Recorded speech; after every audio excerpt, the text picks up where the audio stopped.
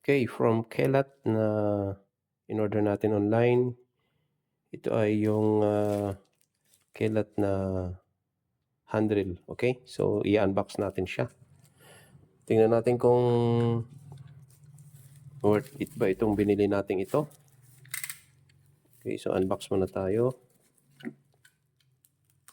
Check natin kung okay ang quality. Hard case siya. Dumating siyang may hard case na. Check natin.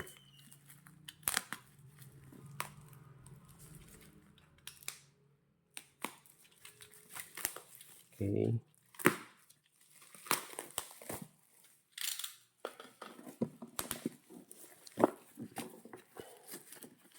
Bigat na. Tingnan natin kung ano yung mga kasama sa package niya. Okay? So, yan. Kelat.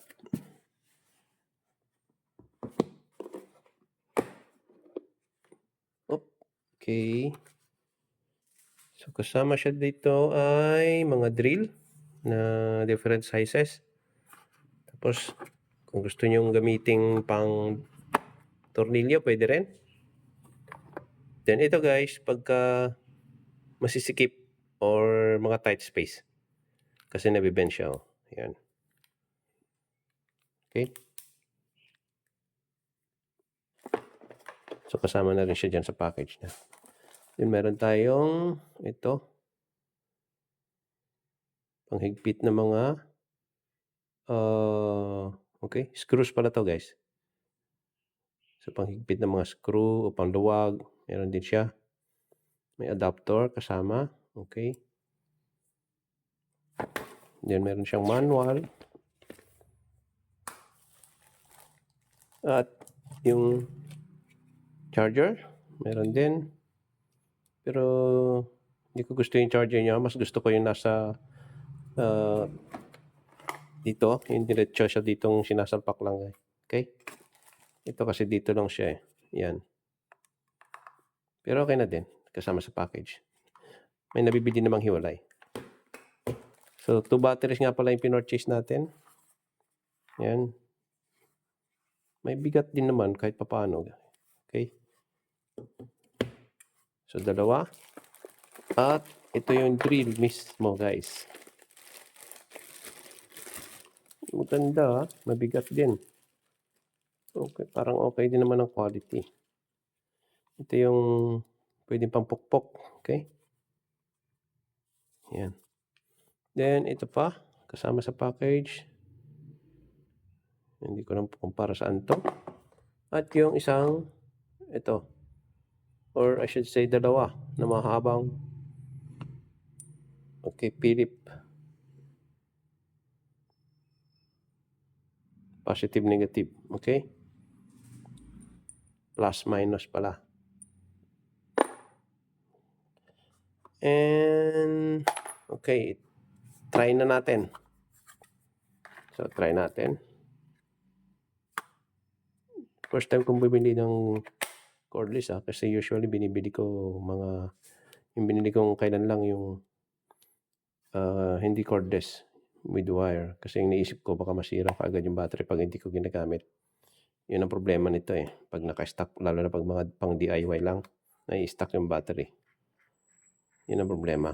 Okay? So, try natin. Mayroon siyang reverse. May forward. So, ito yun. Pwede mayroon siyang clip. Pwede mo ilagay sa belt mo. May 1 and 2 na speed. Yung pang screw. Pang drill ng concrete. At hammer. Okay? So, may 3. Pwede ka mamili. So, may variable speed din siya. 1 to 35. Okay. Yan.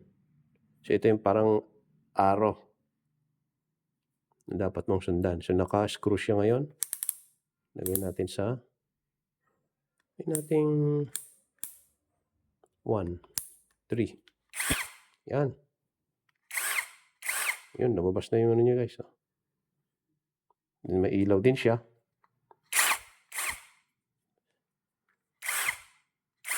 Okay. Lakas ha. Uy. Okay. Then, pwede mong i-adjust ang speed. Or yung ano niya, lakas niya. Yan. Okay. Then may pang concrete. Then hammer.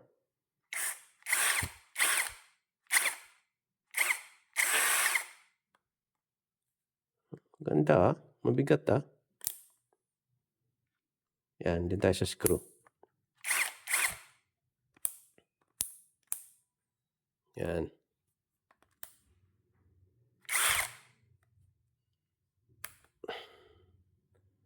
Okay.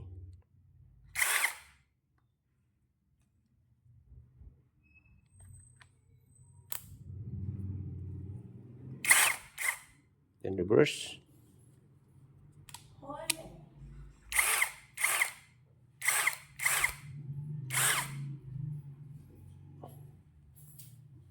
Oh.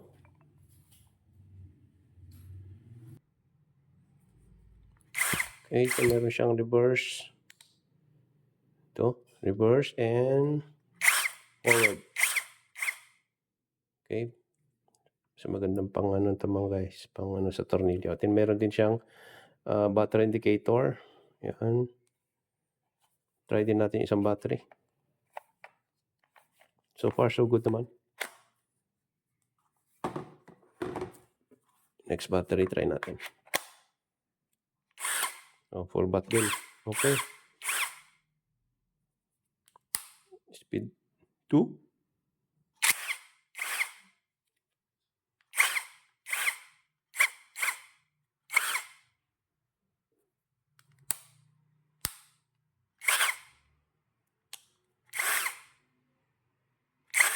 Nako. Sira pa yata.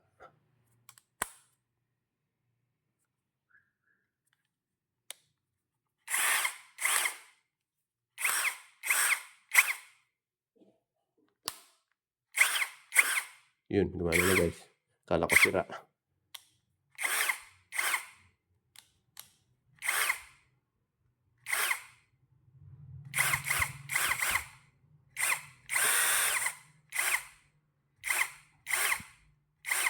Yun.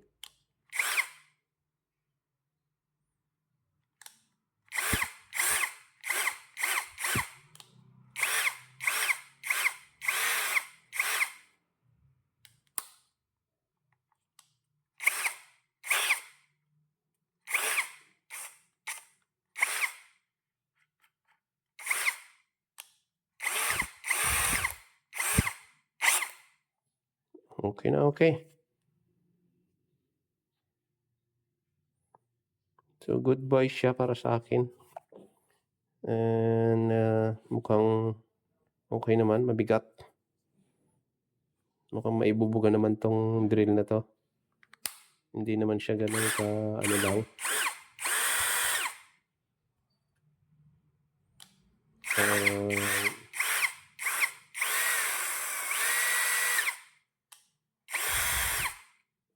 Okay.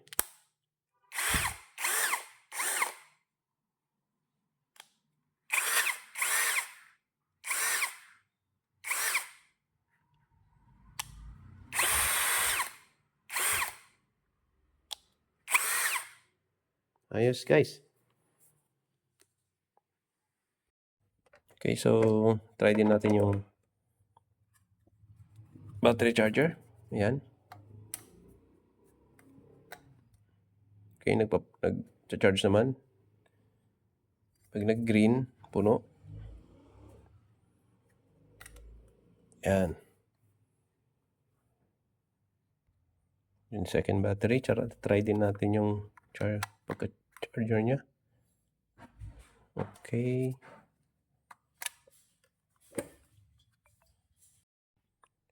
Okay, so overall, okay yung drill na to.